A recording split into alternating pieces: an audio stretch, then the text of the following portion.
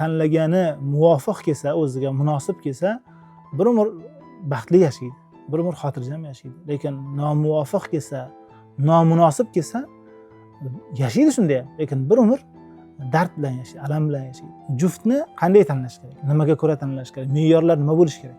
Bizda oila deganda faqatgina xotin va farzand tushunilmaydi. Bizda oila deganda xotin, ota-onasi, farzandi, aka-ukalari tushuniladi. Ajrim muammoli bir oilani muammodan qutqarish uchun yechim bo'lishi kerak. Savol beringlar. Hatto e'tiroz bo'lsa ham, men roziman, men qabul qilaman, talashamiz, tortishamiz.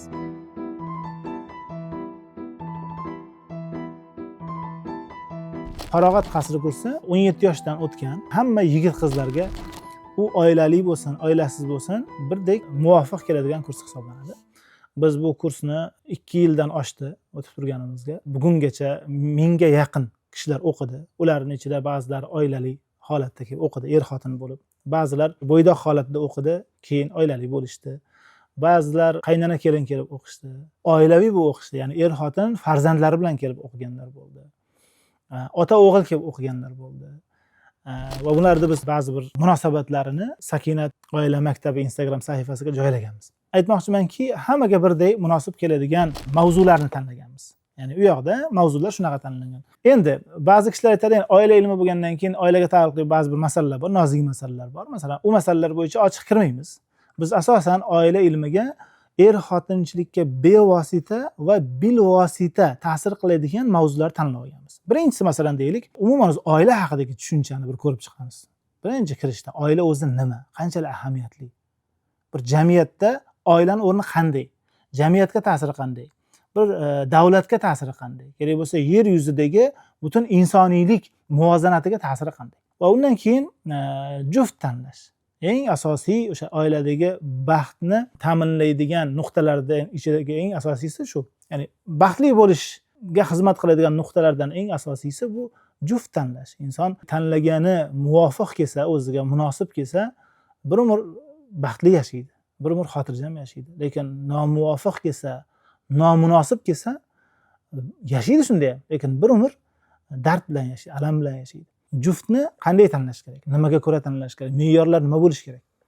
Bu yoqda ham boya aytganimizdek faqat aql ishlaydimi juft tanlashda yoki his-tuyg'ularni hisobga olish kerakmi? Olish kerak bo'lsa, nimaga ko'ra hisobga olish kerak? His-tuyg'ular qanchalik muhim? Qachon muhim? Qay darajada muhim? Aql qay darajada muhim? Qanchalik muhim? Bular haqida demak tavsiyalarimiz beramiz. Keyin to'y masalasi. To'y haqida alohida bir mavzumiz bor. Ya'ni to'y o'zi nima? Bugungi kundagi hatto davlat darajasida, davlat miqyosida o'sha tartibga solishga harakat qilayotgan bir muammoli, og'riqli joylarimizdan biri bu to'y. Xullas, mana shu to'yni tartibga solish o'zi to'y nima? Uni maqsadi nima? Uni xususiyati qanaqa? U tartibga solish degan nimalarni tushunishimiz kerak o'zi uni. Kimni gardanida?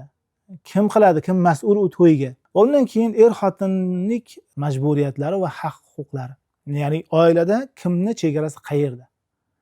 Bu mana shu nuqta eng asosiy nuqtalarimizdan biri.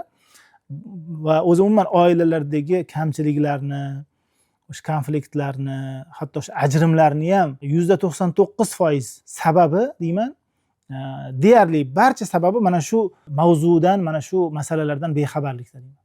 Ya'ni taraflar o'zini haq-huquqini bilganichalik majburiyatini bilmaslikda. O'zini imkoniyatlarini bilganichalik chegarasini bilmaslikda. Bu narsalarni o'rganamiz. Ya'ni yigitlarga, qizlarga bu narsalar haqida gaplashamiz. Keyingisi ajrim odoblari haqida gaplashamiz. Ya'ni ajrim masalasi. To'g'ri ajrim qanaqa bo'ladi? O'zi ajrim odatda nima bo'lishi kerak?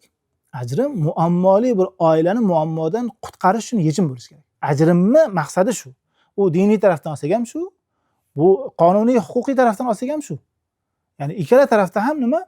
Ajrim bir muammoni yechish kerak. Ya'ni o'sha ajrim bilan erkak ham ayol ham muammodan qutulish kerak. Chiroyli shaklda. Lekin bizda nima bo'ladi odatda? Ajrim boshqa bir muammo bo'ladi. Yangi bir muammolarni yuzaga keltiradi. Va bu o'rinda ko'pincha jabrlanuvchi endi erkak ayolning o'zi bo'lmaydi. Qavmi qarindoshlar va o'rtadagi farzand bo'ladi.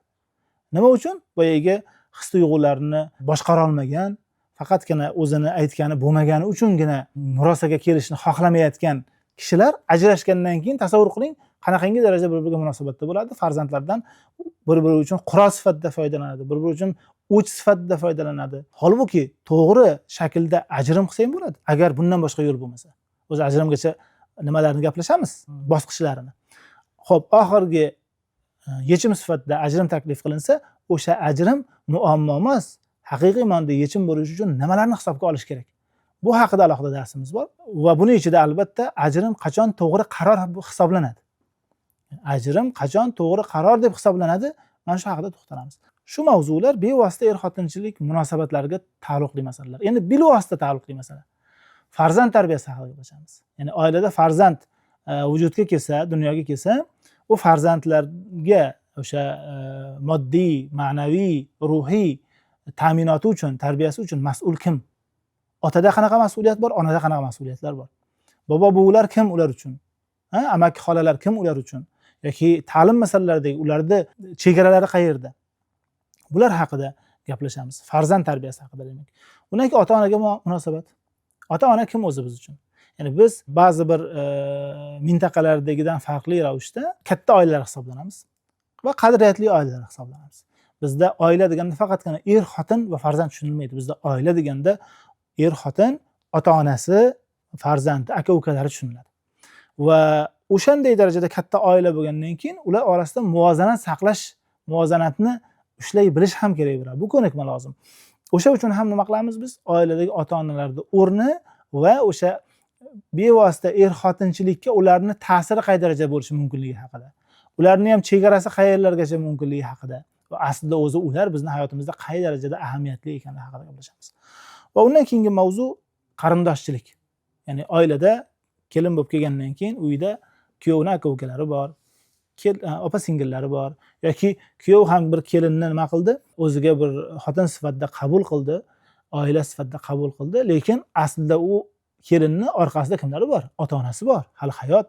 Uni ham aka-ukalari bor, opa-singillari bor. Oila qilgandan keyin demak ularga qanaqa yondashuv kerak? Kelin o'zini qaynilari bilan, qaynsingillari bilan yoki boshqa qavm qarindosh bilan, kuyov ham qaynillar bilan, qaynsingillar bilan, boshqa qavm qarindosh bilan qanaqa munosabat qilish kerak? Qay darajada bo'lish kerak? Va amma xolalar, tog'alar bular haqida gaplashamiz. Va yana bir mavzuimiz bu qo'shnichilik masalasi. Ya'ni biz o'zbek oilalarida demak qo'shnichilik masalasi ham jiddiy, ahamiyatli masalalardan biri hisoblanadi. Ularning oilaga ta'siri, ular bilan bo'ladigan muomala munosabatlarni demak oilaviy munosabatlar bilan uyg'unligi qay darajada bo'ladi? Bular haqida gaplashamiz. Va bundan tashqari ba'zi bir psixologlarni taklif qilamiz. Kurs mobaynida ular dars o'tib beradi va ba'zi o'rinlarda erkaklarga xos bo'lgan nozik masalalar, o'sha er-xotinlikka taalluqli va ayollarga xos bo'lgan nozik bir masalalar haqida o'sha ayollar tomonidan chaqirilgan maxsus mehmonimiz bilan, ayol ustozlar bilan o'tib beriladi. Farog'at qasri kursi mana shu darslardan iborat. Bular mavzu sifatida 10 ta mavzu 12 ga bo'lib o'tamiz, 12 ta dars sifatida o'tamiz va bular kunora bo'ladi. Ya'ni haftaning muayyan kunlarida, masalan, dushanba, chorshanba, juma kunlari yigitlarga, seshanba, payshanba, shanba kunlari ayol qizlarga bo'ladi. 2 soatgacha davom etadi har bitta mavzu. Bir oyda tugaydi. O'rtada damlar bilan bir oyda tugaydi. Albatta biz bu oilaviy ilmlardan katta narsalarni da'vo qilmaymiz. Biz bir katta bir va'dalarni bermaymiz. Hech kim o'rgatmagan narsalarni yoki hech qayerda eshitmagan gaplaringiz demaymiz. Yo'q, balki siz eshitgan gaplar bo'lishi mumkin. Lekin ishonch bilan aytamizki, siz eshitmagan yondashuvlar haqida gapiramiz. Siz shu paytgacha o'ylab yurgan qanaqadir o'sha qoidalar, siz tushunib olgan ba'zi bir tushunchalarni tahlil qilamiz va to'g'risi qanaqa bo'lishi haqida gaplashamiz. Bu orada savol-javoblar bo'ladi. Darslarimiz onlayn shaklda, lekin jonli tarzda bo'ladi. Va bu orada bemalol savollarga ochiq bo'lamiz. Ochiq aytaman, darslarimiz mobaynida ham savol beringlar. Hatto e'tiroz bo'lsa ham men roziman, men qabul qilaman, talashamiz, tortishamiz. Nega? Maqsadimiz mana shuni unaqa bo'lishing kerak, shuni qilishing kerak, bundan boshqasi xato degan narsa emas yoqda. Yerdagi masala shuki, siz qilayotgan ishingiz qanchalik to'g'riligiga ishonch hosil qilishingiz kerak. Bu tahlil bilan bo'ladi. Buni o'tiramiz, siz e'tirozingizni tashlaysiz, ya'ni o'quvchilar odatda e'tiroz tashlaydi, savol tashlaydi, ba'zida tortishiladi, ya'ni yengil tarzda, ilmiy majlisga xos bir tarzda tortishiladi va bir to'xtamga kelinadi. Xudoga shukr, shu vaqtgacha o'qiganlar ichida takliflar so'raganimizda va hatto e'tirozlar so'raganimizda asosan shu taklif va e'tirozlarning ichida kurs qisqaligi haqida, cheklanganligi haqida va kurs yana ham davom etishi haqidagi bir takliflar bo'ldi. Shundan xulosa qildikki, demakki, bu oila ilmlaridan ko'zlangan maqsadlarga biz ham erishyapmiz o'quvchilar ham erishyapti. Demakki nimadir manfaatlar olishyapti. Bu kursda o'qiganlar hayotlari uchun muhim bo'lgan bir xaritani olib ketadilar deymiz. Oila haqidagi hamma ilmlarni qo'lga kirib ketmas, lekin oilada qanaqadir muammo paydo bo'lsa, uni yechish uchun eshiklarni biladi. Uni yechish uchun kalitlarni biladi.